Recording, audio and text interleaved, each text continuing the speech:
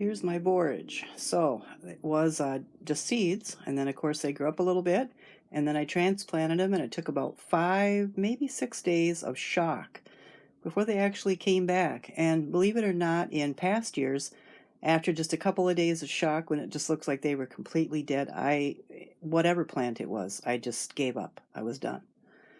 But it actually takes, maybe with just some plants, a little extra patience because these leaves are all droopy for about 4 days, and then suddenly they just sprang back. It did help that I watered where the root had been inserted, pushed down, or actually they were laid in the dirt. I just ordered a dibber here today, hopefully, for the next transplants I do.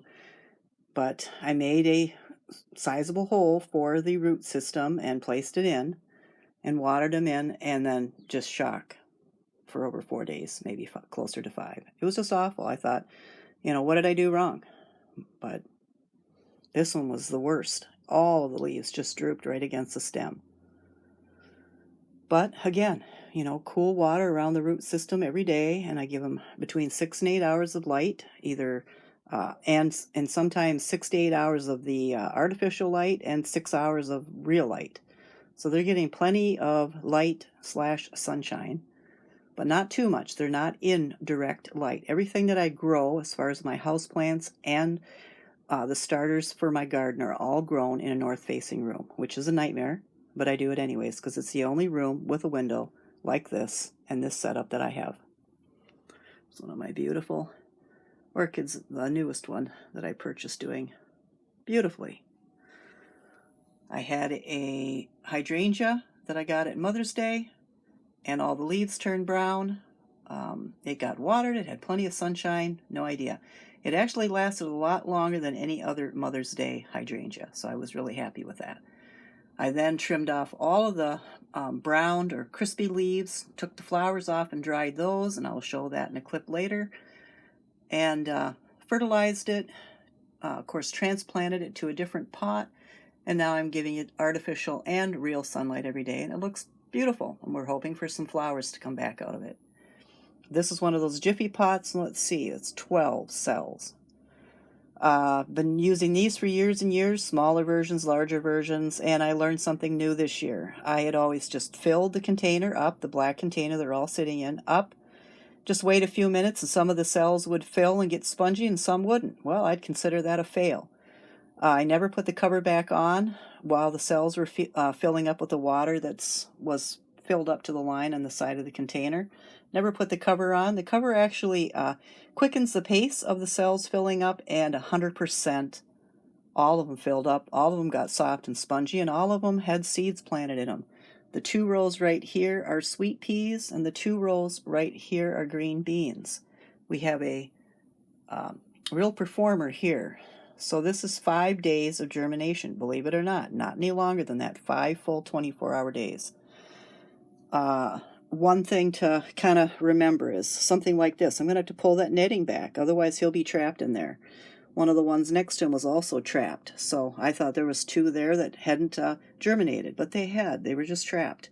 I water the little cells every other day. They get 6 hours of this light bulb, which has been out of stock for 2 years, and they also get 6 hours of indirect sunlight through a north-facing window. So we do have a couple of the green beans. I'm not really sure what's going to go on there, and I think we have at least 1 cell, nothing happening. But we have another performer here, so these are doing great. I'm hoping that by the time they're fully, mature, they're ready and they're sturdy, I'm going to start hardening them off, and I'm hoping just to put them out on the porch in different containers once they are established, and just start growing. Last year I had to wait and grow them in here, and then they got too leggy, and then they just ended up dying. So I'm hoping that this growth goes a little bit slow, so that our frosts, we've had 3 of them in the last week, 28, 26, and 22 degrees. And it is nearing the end of April. So I never remember having 3 nights of frost in a row at the end of April, but it's possible years and years ago, before I started really heavily gardening, that it happened. it just seems like, every year these are guys are doing good and that, and then we're just going to have continuous frosts. I hope those were the last ones for us here in Wisconsin. So, got an orchid there that's enjoying the light.